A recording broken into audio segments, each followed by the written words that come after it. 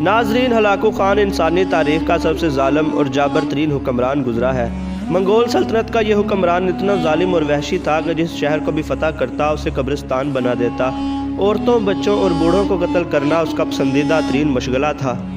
یہ وہ حکمران تھا جس نے ظلم و بربریت کی نئی داستانیں رقم کیں اور تاریخ میں اپنے بدترین ظلم کی وجہ سے جانا جاتا ہے۔ یہ ظالم حکمران جس شہر کو بھی حملہ کرتا وہاں انسانی کھوپڑیوں کے مینار تعمیر کروا دیتا اور اس شہر میں آگ لگوا دیتا جس سے وہ شہر جہنم کا منظر پیش کرنے لگتا۔ مثل مشہور ہے کہ ظلم ہمیشہ اپنی ہی آگ میں جل کر خاک ہو جاتا ہے۔ ہلاکو خان بھی اپنی ہی لگائی ہوئی آگ میں جل کر راکھ ہو گیا۔ جب ہلاکو خان کا ظلم حد سے بڑھ گیا تو اللہ تعالیٰ کو اپنی مخلوق پر ترس آ گیا اور ہلاکو خان جیسا عذاب دنیا سے اٹھا لیا گیا، کیونکہ اس وحشی انسان نے اللہ تعالیٰ کی طاقت کا مذاق بنایا تھا اور پھر اللہ تعالیٰ نے اسے عبرت کا نشان بنا دیا۔ ہلاکو خان اپنے گھوڑے پر شان و شوکت سے بیٹھا اپنے ہاتھ میں گرس لیے اس سے کھیل رہا تھا۔ اس کے آس پاس تاتاری افواج کی صفیں کھڑی تھیں۔ سب سے آگے ہلاکو خان کا گھوڑا تھا۔ ہلاکو خان کے آگے مسلمان قیدیوں کی 3 صفیں کھڑی کی گئیں جسے انہوں نے اپنے حکم پر ذبح ہوتے ہوئے دیکھنا تھا۔ پھر وہ ظالم جلاد کی طرف اشارہ کرتے ہوئے چلایا، ان کے سر قلم کر دیے جائیں۔ ہلاکو خان کا حکم سنتے ہی جلاد نے تلوار چلانا شروع کی۔ پہلی صف میں ایک گردن کٹی، پھر دوسری اور پھر تیسری۔ اس کے بعد گردنیں کٹنا شروع ہو گئیں، مگر پہلی صف میں ایک بوڑھا بھی کھڑا تھا جو بے قصور تھا اور اپنے گھر کا واحد کفیل تھا۔ موت کے خوف کی وجہ سے وہ بوڑھا پہلی صف چھوڑ کر دوسری صف میں جا کر کھڑا ہو گیا۔ پہلی صف کا مکمل صفایا ہو چکا تھا۔ ہلاکو خان کی ظالم نظروں نے اسے دیکھ لیا تھا کہ وہ موت کے خوف کی وجہ سے پہلی صف چھوڑ کر دوسری صف میں چلا گیا ہے۔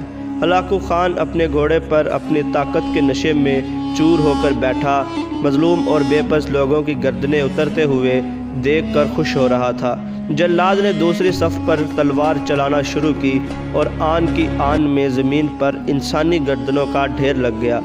جلاد تلوار چلائے جا رہا تھا اور خون کے فوارے اچھل اچھل کر زمین پر گر رہے تھے۔ اس بوڑھے بابا نے جب دیکھا کہ دوسری صف کے لوگوں کا بھی صفایا ہو چکا ہے اور اس کی باری قریب آنے والی ہے تو وہ بھاگ کر تیسری صف میں کھڑا ہو گیا۔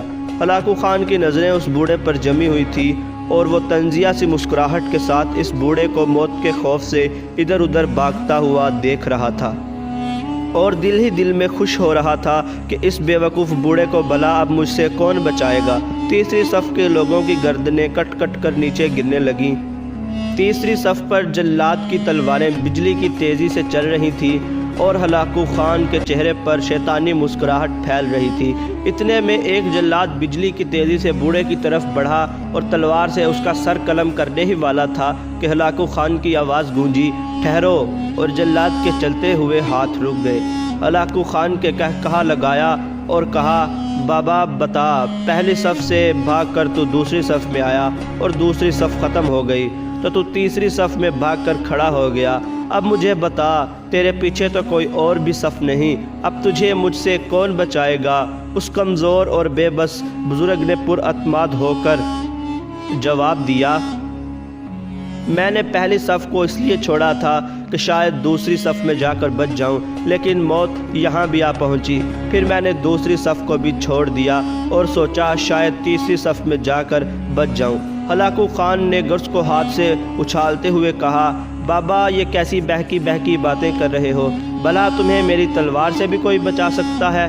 اس پر اس بوڑھے نے جواب دیا، جو پوری کائنات کا خالق و مالک ہے، وہ چاہے تو کچھ بھی ہو سکتا ہے۔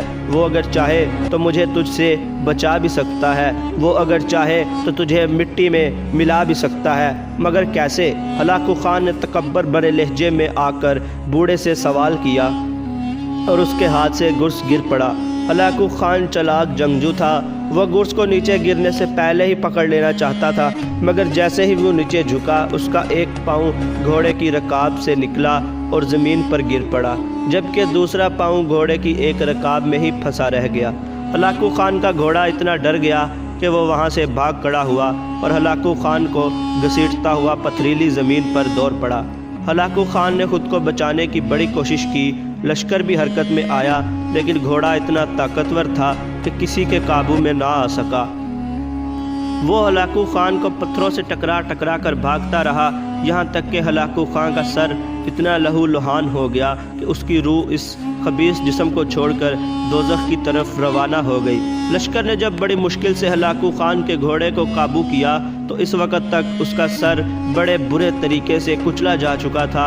अब हलाकू खान का लश्कर उस बूढ़े से इतना खौफजदा हो गया था कि उन्होंने जानबूझकर उस बूढ़े को नज़रअंदाज शुरू कर दिया और वह बूढ़ा पुरसुकून होकर पैदल ही अपने घर की तरफ चल दिया।